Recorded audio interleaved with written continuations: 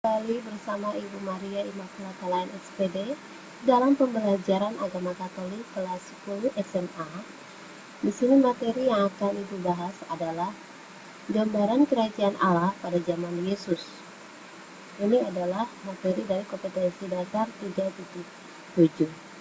Baik, kita lanjutkan. Adalah yang pertama, percaya kepada Yesus Kristus yang datang untuk mewartakan dan memperjuangkan kerajaan Allah.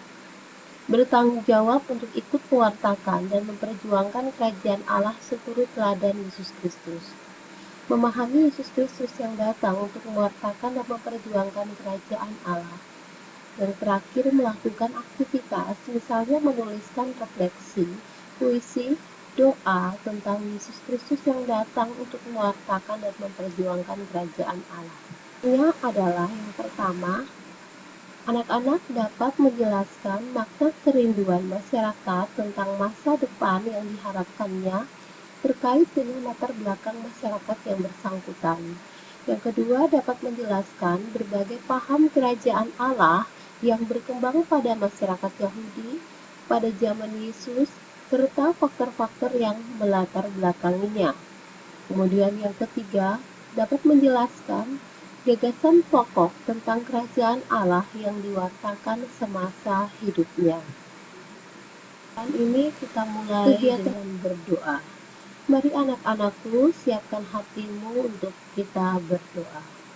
Dalam nama Bapa dan Putra dan Roh Kudus. Amin. Allah Bapa Maha Kasih, seringkali kami merasa prihatin atas kondisi masyarakat kami yang masih diwarnai perseteruan, kesewenangan, dan keserakahan. Tanamkanlah dalam diri kami dan para pemimpin kami kerinduan bersama akan masyarakat yang lebih beradab, yang dilandasi nilai-nilai kerajaan Allah sebagaimana telah diperjuangkan oleh Yesus Putramu. Dialah juru selamat kami sepanjang masa. Amin. Dalam nama Bapa dan Putra dan Roh Kudus. Amin.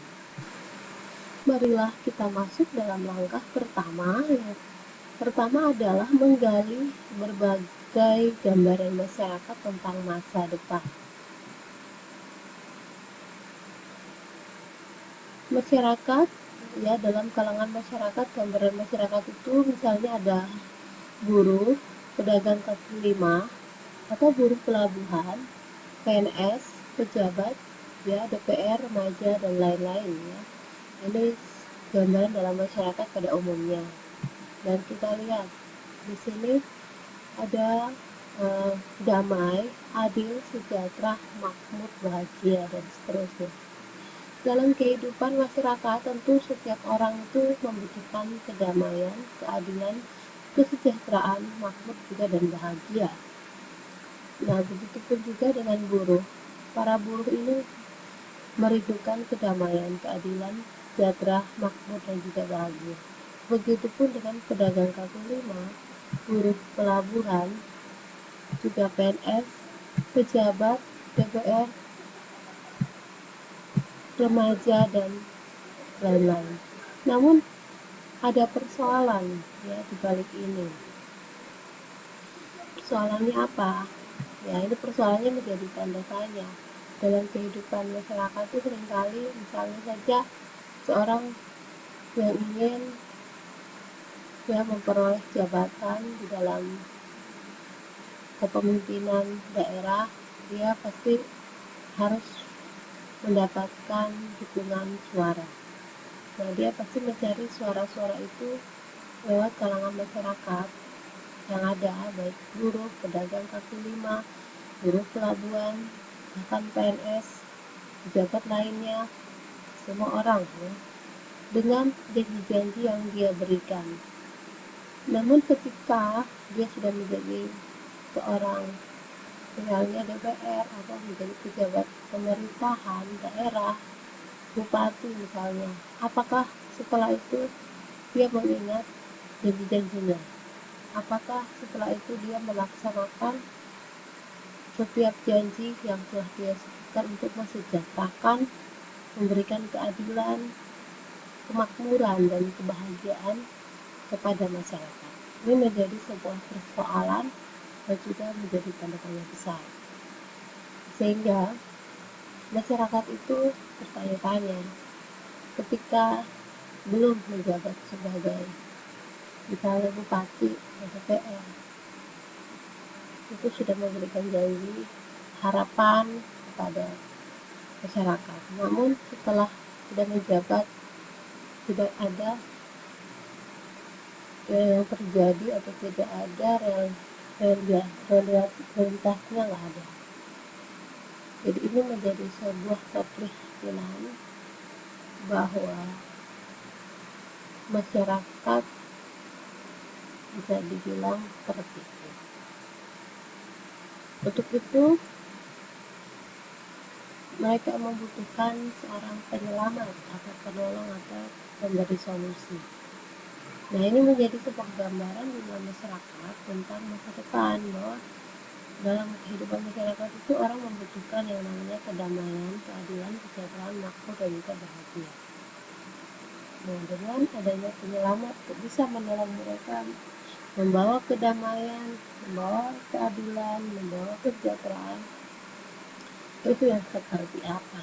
Mereka membutuhkan para pemimpin yang benar-benar tidak hanya bisa berjanji, para pemimpin yang benar-benar bisa bekerja dengan tulus dalam memperhatikan rakyat kecil, dengan mewujudkan apa yang menjadi masa depan masyarakat.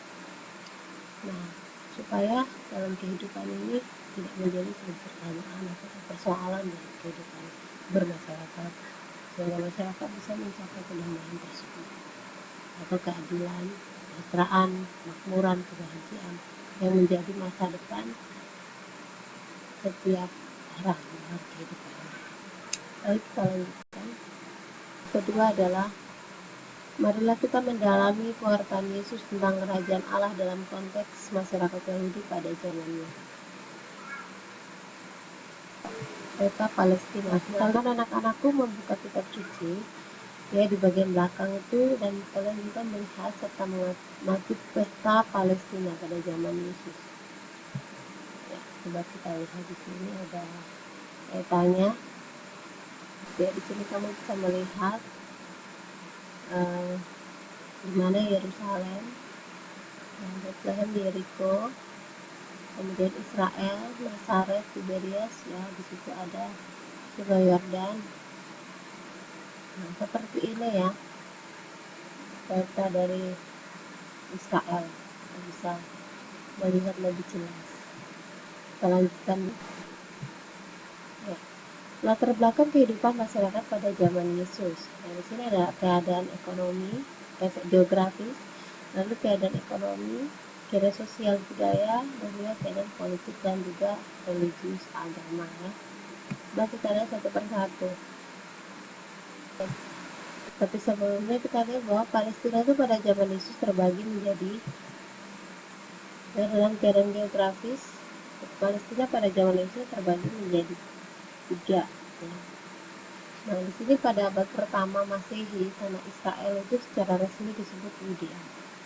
Akan tetapi sesudah perang Yahudi tahun 135 disebut Syria Palestina, lalu menjadi Palestina.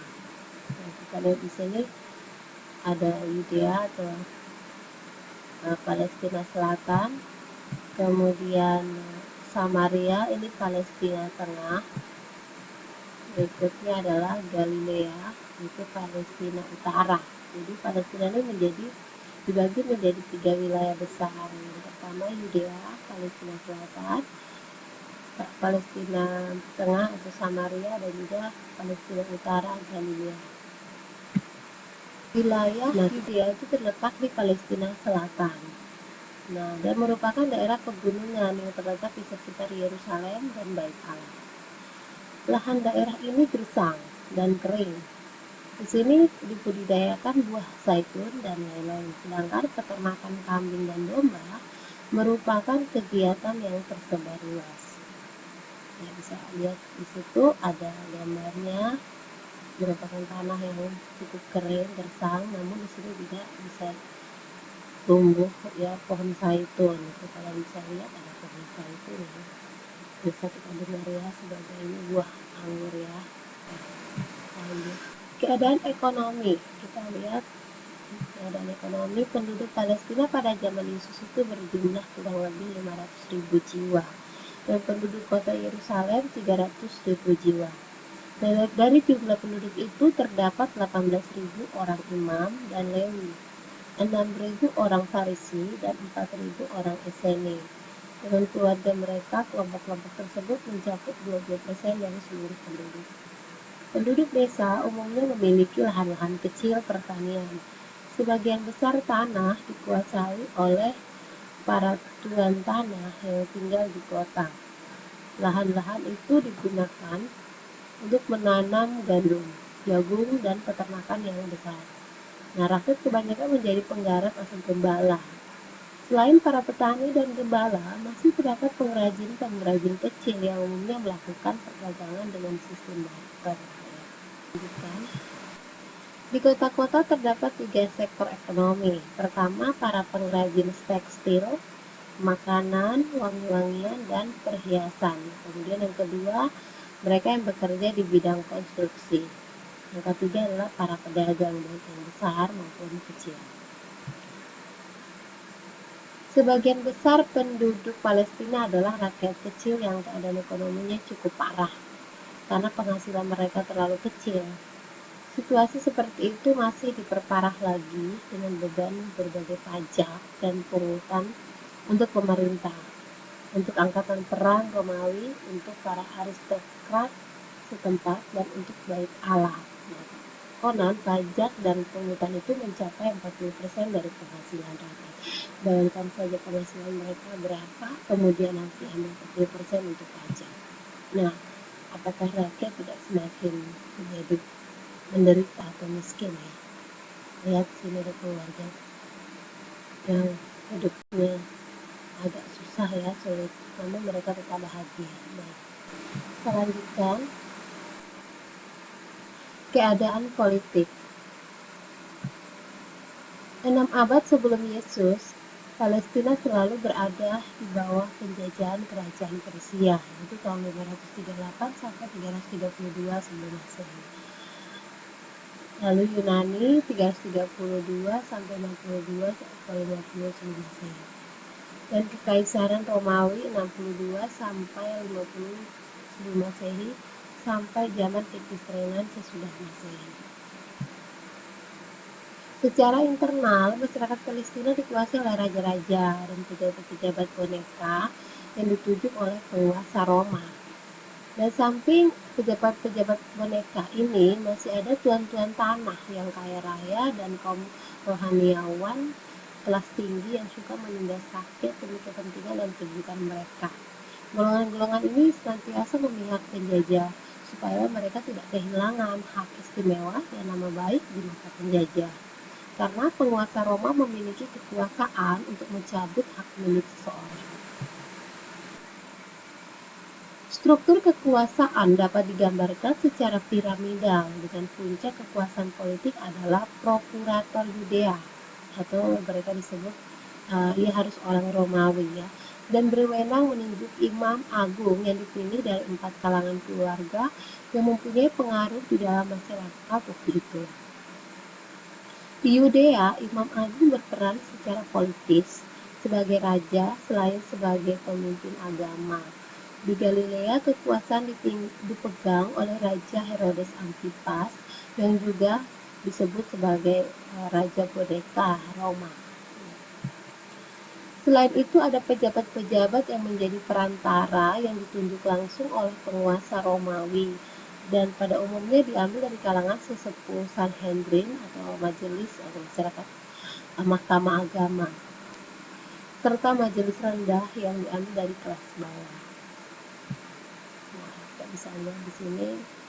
Nah, ini adalah gambar prokurator Yudea, orang Romawi ya. Keadaan sosial budaya. Nah, masyarakat Palestina terbagi dalam kelas-kelas.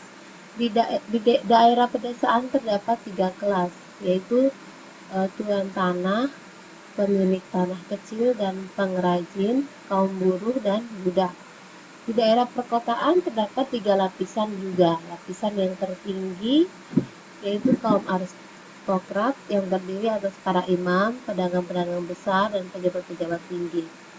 Lapisan menengah bawah yang terdiri atas para pengrajin, pejabat-pejabat rendah, awam atau imam, dan kaum lewi. Dan lapisan yang paling bawah terdapat kaum buruh. Ini adalah keadaan sosial budaya. Masih terdapat kaum proletar marginal. Nah, proletar marginal jangan dilupa ya kata-kata ini, yang tidak terintegrasi dalam kegiatan ekonomi. Mereka ini terdiri atas orang-orang yang dikucilkan. Jadi proletar marginal itu orang-orang yang dikucilkan, disingkirkan oleh masyarakat karena sesuatu sebab yang bukan ekonomis. Mereka itu misalnya para pendosa publik seperti pelacur dan pemungut cukai, penderita kusta yang menurut keyakinan orang Yahudi disebabkan oleh dosa si penderita atau dosa orang tuanya. Menurut pandangan orang Yahudi, dosa juga dapat berjangkit seperti kuman penyakit. Oleh sebab itu, orang baik-baik sebaiknya tidak bergaul dengan orang-orang berdosa tersebut supaya tidak tertulari dosanya. Nah, kenapa? Sehingga orang-orang yang kusta itu kalau mereka pada zaman ini ya mereka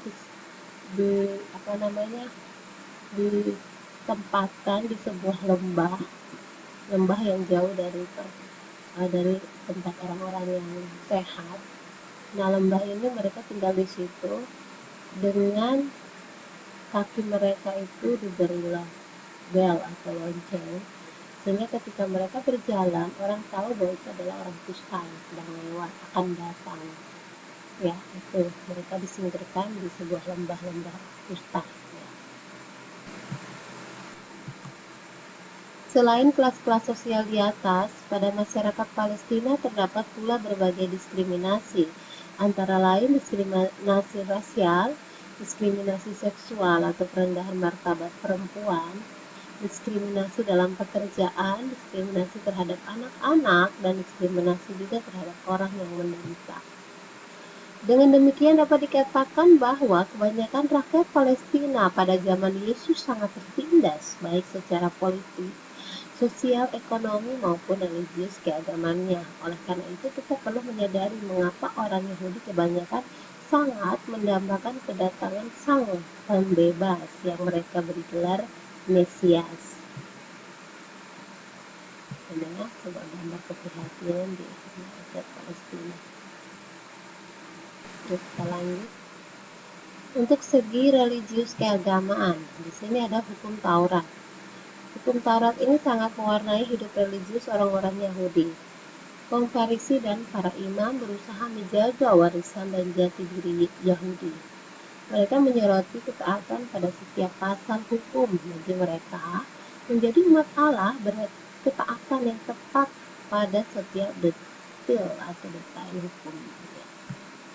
Memusatkan perhatian mereka pada peraturan-peraturan ritual dan ibadah keagamaan. Orang-orang Farisi gemar atau suka memperluas tuntutan-tuntutan kebersihan yang berlaku bagi para imam ke seluruh masyarakat Yahudi, padahal masyarakat kan masyarakat yang sederhana dan masyarakat kecil. Mereka menafsirkan dan kadang-kadang memanipulasi hukum Taurat demi kepentingan mereka sendiri, sehingga sering mendatangkan beban yang tidak tertahankan bagi rakyat kecil. Mereka ingin mengaku diri sebagai umat Allah, sehingga Allah dengan sendirinya akan melakukan apa yang tidak mampu mereka lakukan sendiri. Tuhan akan membawa keadilan hukum dalam masyarakat dan akan membebaskan tanah terjanji dari orang-orang kafir. Ini yang menurut orang-orang yang mentaati hukum Taurat. Paham kerajaan Allah dalam masyarakat Yahudi pada zaman Yesus. Di sini ada paham kerajaan Allah bersifat nasionalistis. Coba kita lihat paham kerajaan Allah bersifat nasionalistis itu seperti apa. Yang pertama, kaum Zelot. Kaum Zelot adalah sekelompok orang Israel atau Yahudi yang tidak suka negaranya dijajah oleh Romawi atau kaum kafir. karena alasan keagamaan, sehingga mereka selalu berusaha memberontak untuk mengusir kaum penjajah dan membebaskan diri dari penjajahan Romawi, agar mereka tidak ditindas oleh kaum kafir.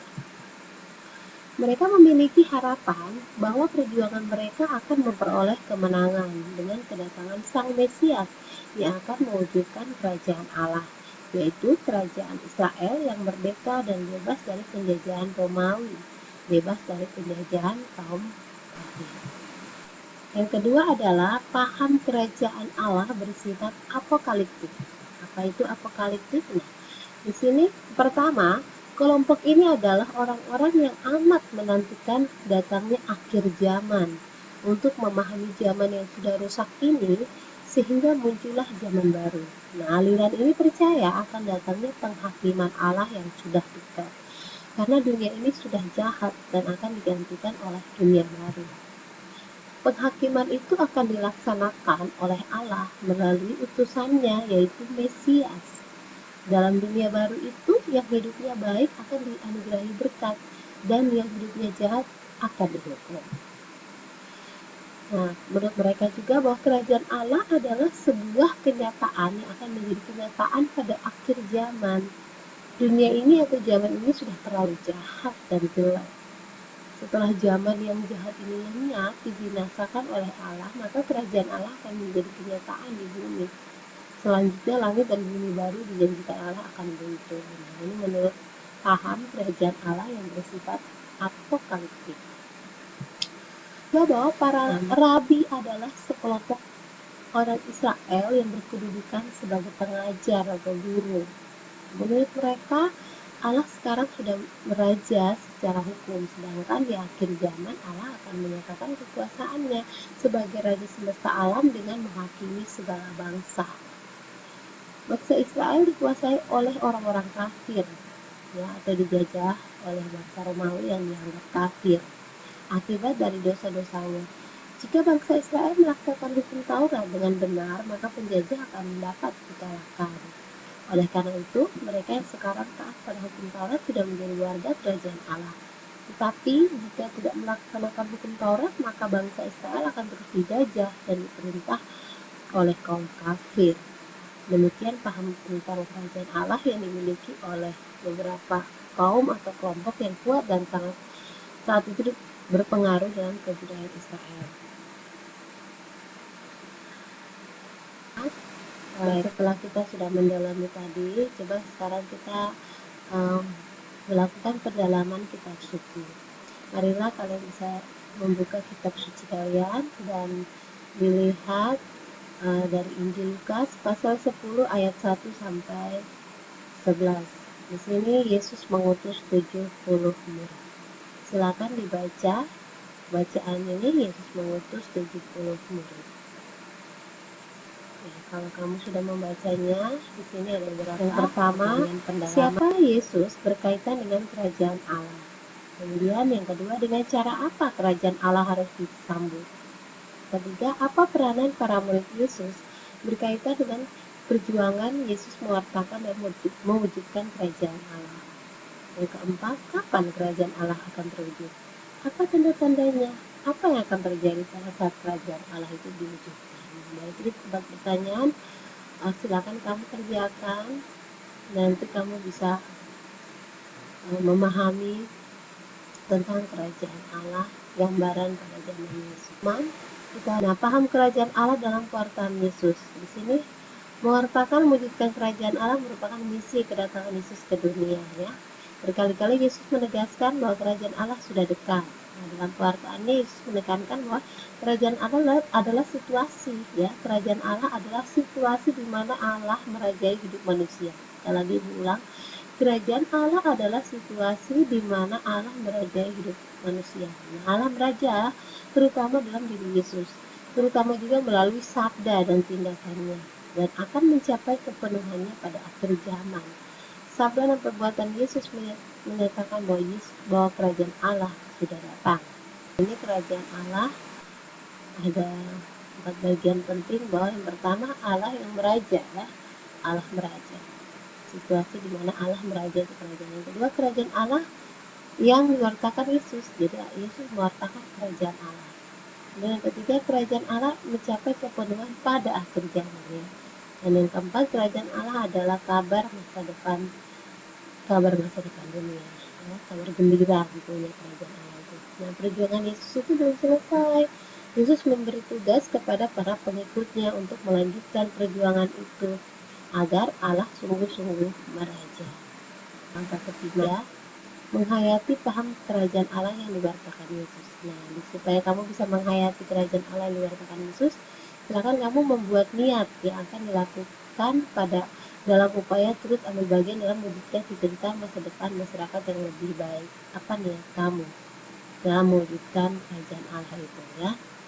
Silakan niat ini kamu rangkumkan dengan pertanyaan di depan tadi dan akan kamu kirimkan ke Google Classroom. Ya, baik, kita menutup berdoa penutupan kita berdoa bersama-sama dari Mazmur 61 ayat 3 sampai 9. Dalam nama Bapa dan Putra dan Roh Kudus. Amin. Dari ujung bumi aku berseru kepadamu karena hatiku lemah lesu. Tuntunlah aku ke gunung batu yang terlalu tinggi bagiku.